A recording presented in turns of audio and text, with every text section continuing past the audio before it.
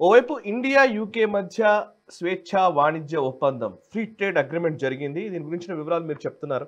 And ఇంకొక వైపు మాల్దీవ్స్‌తో కొంతకాలం పాటు ఒక ప్రతిష్టంభన నెలకొంది. దౌత్య సంబంధాల్లో కావచ్చు, మిగతా అంశాల్లో కావచ్చు. మొయిజు వచ్చిన తర్వాత ఒక రకంగా చెప్పాలంటే ఒక ఫ్రిక్షన్ నెలకొన్న నేపథ్యంలో ఇప్పుడు మళ్ళీ అది కూడా సద్దుమణిగినట్టుగానే కనబడుతోంది. ముఖ్యంగా భారత ప్రధాని నరేంద్ర మోదీ గారు మాల్దీవ్స్ పర్యటనకు వెళ్లారు. మొయిజీతో ఆయన కలవడం జరిగింది. వాళ్ళకి సాయం కూడా అనౌన్స్ చేయడం జరిగింది. నిజానికి 4,850 కోట్ల రూపాయలు వాళ్ళకి లైన్ ఆఫ్ క్రెడిట్ కింద ఇవ్వడానికి మనం అంగీకరించాము. సో నిజానికి ఇది మాల్దీవ్స్‌కి ఒక పెద్ద ఊరటగానే మనం భావించాలి. ఒకసారి మాల్దీవ్స్‌తో మళ్ళీ ఇప్పుడు సంబంధాలు ఏ దశకు చేరుకున్నాయి? అండ్ చైనా కంట్రోల్‌లో ఉన్నటువంటి మాల్దీవ్స్ ఇప్పుడు మళ్ళీ క్రమక్రమంగా బయటకు వచ్చే అవకాశం ఉందా? భారత్‌తో దగ్గర అవుతుందా? ఒకసారి ఆఫ్‌కోర్స్ గ్లోబల్ రౌండప్‌లో మనం రీసెంట్‌గా డెవలప్‌మెంట్స్ మాట్లాడుతూనే ఉన్నాము. బట్ ఈ విజిట్‌ని ఎట్లా అర్థం చేసుకోవాలి? ఇది కూడా చాలా పెద్ద స్ట్రాటజిక్ మూవ్ ఇది. ఎందుకంటే ఇండియా అవుట్ అన్న క్యాంపెయినింగ్ తోటే మొహమ్మద్ మొయిజ్ వాళ్ళ ఆ దేశపు రాష్ట్రపతి గెలిచారో మనకు తెలుసు. ఇది మనం చాలాసార్లు మనం గ్లోబల్ రౌండ్ చర్చించుకున్నాం కూడా మనం. భారతదేశాన్ని పక్కన పెట్టేసి చైనాకు దగ్గర అయ్యేటువంటి ప్రయత్నం చేశాడు అతను. మన దగ్గర టూరిస్ట్ ని కూడా వాళ్ళు వ్యతిరేకించడము, మన దగ్గర టూరిజం రాకపోయినా పర్వాలేదు, చైనా నుంచి టూరిస్టులు వస్తారని చెప్పడము. చైనా కూడా స్ట్రాటజీగా ఏం చేసిందంటే హిమాలయ ప్రాంతంలో ఉన్నటువంటి మన గ్లేషియల్ నీళ్లతోటి తీసినటువంటి నీళ్ల బాటిల్స్ అన్ని కూడాను మాల్దీవ్స్ పంపించారు. అంటే మీకు భారతదేశంతో మీకు అవసరం లేదు, మీకు ఎటువంటి విపత్కరమైన పరిస్థితి వచ్చినా, సునామీలు కానీ పెద్ద విపత్కరమైన పరిస్థితి వస్తే మేము మీకు నీళ్లు పంపించడానికి సిద్ధంగా ఉన్నాం, సింబాలిక్ గా కూడా. కాబట్టి కొంత భారతదేశానికి వ్యతిరేకంగా ఆయన అక్కడ వెళ్ళినా కానీ క్రమేపీ అర్థమైంది చైనా నుంచి గ్యాప్ ఫిల్ చేయలేకపోయారు. టూరిజం సెక్టర్ లో నంబర్ 1 స్థానంలో భారతీయ టూరిస్టులు వెళ్తుండేవాళ్ళు. మనకు తెలుసు, మన మూవీ ఇండస్ట్రీలో కావచ్చు, లేదా మనకు మోడలింగ్ ఇండస్ట్రీలో ఉన్నటువంటి వాళ్ళు కానీ వీళ్ళందరూ కూడాను మాల్దీవ్స్ కి ఎక్కువ వెళ్ళి వాళ్ళ పర్సనల్ పోర్ట్ఫోలియోస్ పెట్టుకునే, సోషల్ మీడియాలో వాళ్ళ ఫోటోలు అన్ని పెట్టి వాళ్ళ పర్సనల్ ప్రమోషన్ చేసుకునేవాళ్ళు. దానివల్ల మాల్దీవ్స్ అనేది ఒక టూరిస్ట్ డెస్టినేషన్ గా, హనీమూన్ డెస్టినేషన్ గా చాలా పాపులర్ అయింది భారతదేశంలో. భారతీయులు అక్కడ వెళ్ళడం మానేసి, మనకు తెలుసు లక్షద్వీప్ లో మోదీ గారు వెళ్ళిన తర్వాత ఏమైందో.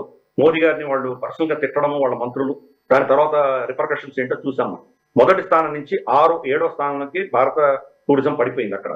దాంతో ఆ దేశం చాలా క్లిష్ట పరిస్థితులకు వెళ్ళింది.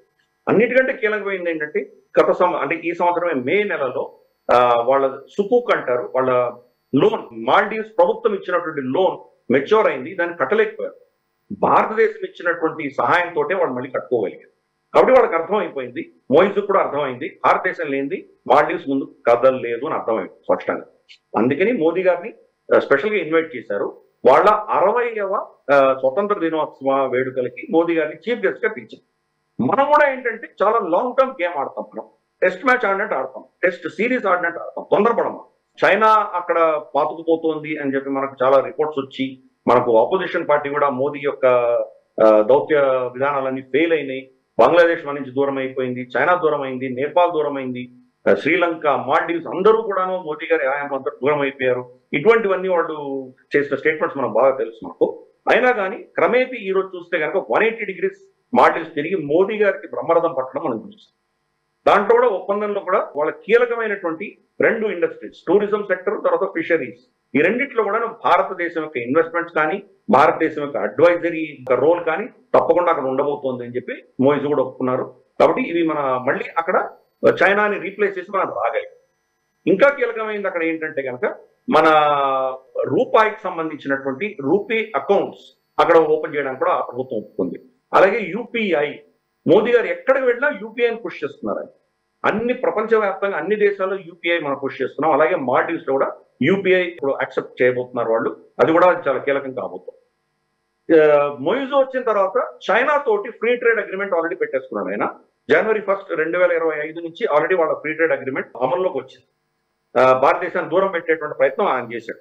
ఇప్పుడు తెలిసి వచ్చిన తర్వాత, చైనాతో ఉన్నటువంటి నష్టం ఆయనకు తెలిసి వచ్చిన తర్వాత మళ్ళీ భారతదేశంతో ఫ్రీ ట్రేడ్ అగ్రిమెంట్ చేయాలని చెప్పేసి వాళ్ళు ఒక డిజైర్ చెప్తే కనుక మోదీ గారు సరే చర్చలు చేద్దామని చెప్పి అది కూడా దానికి కూడా సుముఖత వ్యక్తం చేసింది. కీలకంగా మోదీ గారు ఏం చేశారంటే భీష్మ అన్న పేరిట మనం కొన్ని మెడికల్ కిట్స్ ఇచ్చాం. ఈ మెడికల్ కిట్స్ ఎందుకంటే కనుక చిన్న చిన్న దీవులు, కొన్ని వందల దీవులు ఉంటాయి, అక్కడి నుంచి అక్కడ హాస్పిటల్స్ ఉండే వాళ్ళకి ఏ చిన్న ఇబ్బంది వచ్చినా కానీ వాళ్ళు ఏదో పోర్ట్లో రావాలి, మెయిన్ హాస్పిటల్స్ రావాలి, చాలా ఇబ్బందికరమైనటువంటి పరిస్థితులు అక్కడ. ఈ కిట్స్ ఏంటంటే ఆ దీవులలోనే వాళ్ళకి కావాల్సినటువంటి బేసిక్ మౌలికమైనటువంటి ఆరోగ్యపరమైనటువంటి సమస్యలకు అక్కడ కొన్ని మందులు కానీ కొంత ఎక్విప్మెంట్ కానీ ఇచ్చే దిశగా మనం వాళ్ళకి ఇచ్చాం. రమారమి దీంట్లో ఒక 144 కిట్స్ దాకా ఇచ్చాం. అంటే ఒక్కొక్క దీవికి ఒక కిట్ సరిపోతుంది. అటువంటిది మనం బహుకరించాం. అంటే వాళ్ళ ప్రజలను వాళ్ళకు కావాల్సినటువంటి మౌలికమైనటువంటి అవసరాలు మేము ఉన్నాము అని చెప్పేటువంటి మెసేజ్ ఇస్తున్నాం మనం. మోదీ గారి స్పీచ్ లో కూడా ఏం చెప్పారంటే, మనకు వాతావరణం మారుతూ ఉంటుంది కానీ మైత్రి మారదు అని స్టేట్మెంట్ ఇచ్చారు. అంటే చాలా స్పష్టంగా చెప్పారు, వాతావరణం మారింది మోయిజు వచ్చిన తర్వాత, అయినా మేము మీ ప్రజల మీద మాకున్నటువంటి మైత్రిని మేము తగ్గించుకోలేదు అని చాలా స్పష్టంగా చెప్పారు. కాబట్టి అటువంటి రీసెట్ అన్నది జరిగింది అక్కడ. చూద్దాం మరి రాబోయే రోజుల్లో మరి గతంలో ఉన్నటువంటి ఈ ఛాందసం అంతా వాళ్ళు వదిలిపెట్టి భారతదేశంతో మళ్ళీ మైత్రి పెంచుకునే దిశగా వాళ్ళు ఏం చేస్తారో చూద్దాం మనం. మరి వాళ్ళ మెయిన్ ప్లాంక్ ఇండియా అవుట్ అన్న ప్లాంక్ వెళ్ళిపోయింది కాబట్టి రాబోయే ఎన్నికల్లో మరి ఎటువంటి పాలిటిక్స్ అక్కడ ఉంటాయో మనం చూడాలి. భారతదేశ వ్యతిరేకతనే ప్లాంక్ గా పాలిటిక్స్ అక్కడ పోయినాయి కాబట్టి రెండు పార్టీలు, రూలింగ్ పార్టీ, అపోజిషన్ పార్టీ ఇద్దరు కూడా భారతదేశంతో మైత్రి గురించి మాట్లాడుతున్నారు కాబట్టి మరి రాబోయే రోజుల్లో చైనా ఎటువంటి పవర్ జరుపుతుందో అది కూడా చూడాలి మనం. ఇప్పటికైతే మనం తప్పకుండా మళ్ళీ భారతదేశం నాట్ అవుట్ అన్నటువంటి ఒక స్టేట్మెంట్ మనం ఇవ్వచ్చు. ఇండియా అవుట్ క్యాంపెయిన్ ఇచ్చి ఇండియా నాట్ అవుట్ అన్నటువంటి ఒక స్థితికి మనం తీసుకొచ్చాం.